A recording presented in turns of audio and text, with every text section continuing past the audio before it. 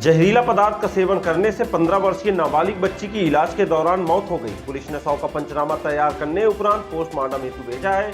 वहीं मामले की जांच पर पुलिस जुटी हुई है। बिजली थाना अंतर्गत ग्राम भक्ता के रहने वाले राम प्रसाद ढिमार की 15 वर्षीय पुत्री गुनगुन कन्हेर दाना खाने से गंभीर होने पर बिजली से जिला चिकित्सालय अनूपपुर रेफर किया गया, जिसकी उपचार के दौरान मौत हो गई।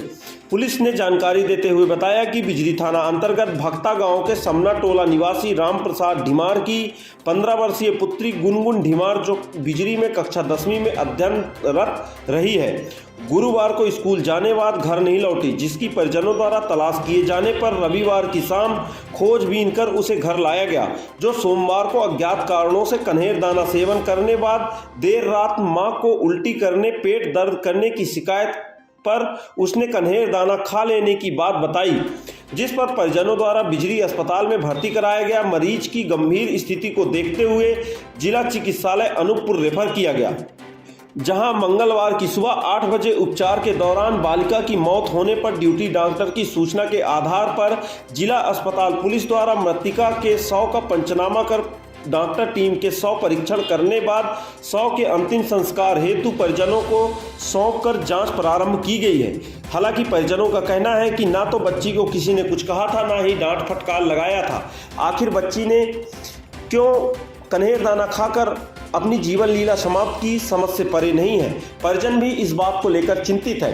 तो इधर पोस्टमार्टम रिपोर्ट का पुलिस इंतजार कर रही है। पोस्टमार्टम रिपोर्ट आने उपरांत ही पुलिस आगे की जांच करेगी। गौरतलब है कि अगर इन दिनों नाबालिग बच्चों को कुछ कह दिया जाए तो या तो वो घर छोड़कर चले जाते हैं या फिर इस प्रकार से कदम उठाते हैं। हाल ही के दिनों बिजली थाना अंतर्गत एक 14 वर्षीय नाबालिग बच्चा घर में अज्ञात कारणों से फांसी लगाकर अपनी जीवन लीला समाप्त कर लिया था। यहाँ पर पुलिस ने जब जांच शुरू की तब परिजनों ने पुलिस को बताया था कि ना तो नाबालिग बच्चा को किसी ने कुछ कहा था, ना ही डांट फटकार लगाई थी। हालांकि कुछ ऐसे हरकत थे जिसे लेकर परिजन लगातार उस नाबालिग बच्चे को मना कर रहे थे। उस बच्चे को यह बात इतनी नागवार गुजरी कि वह आत्महत्या जैसे कदम उठा लिया। हालांकि क्या कारण रहे हैं, अब तो यह तो पुलिस जांच पर ही सामने आएगा। गौरतलब है कि नाबालिग बच्चों के साथ समय समय पर पुलिस के द्वारा परिजनों को समझाइश दी जाती है कि नाबालिग बच्चों से दोस्ताना व्यवहार रखें, उनके दोस्ताना व्यवहार पर उनके साथ यह भी नज़र बनाए रखें क्या वह गलत संगत में तो नहीं पड़ गए। उन्हें बिल्कुल भी डांट फटकार ना लगाएं। अगर कोई बात है तो उन्हें प्यार से समझाएं। वहीं जितनी दूरी हो सके मोबाइल से उनको दूरी से बनाकर रखें, जिससे नाबालिग बच्चे बिल्कुल भी गलत संगत पर ना पड़ने पाएँ, वहीं ज़्यादा समय मोबाइल पर ना देने पाएँ। पुलिस ने यह भी कहा है कि नाबालिग बच्चे अगर कोई भी गलत हरकत करते हैं तो उन्हें बड़े ही प्यार के साथ समझाएं, जिससे उन्हें यह बात बिल्कुल बुरी ना लगे कि परिजन उनके लिए बुरा सोच रहे हैं। हालांकि अगर इन सब बातों को परिजन ध्यान देंगे तो नाबालिग बच्चे इस प्रकार से ना तो कदम उठाएंगे, ना ही घर छोड़कर कहीं जाएंगे।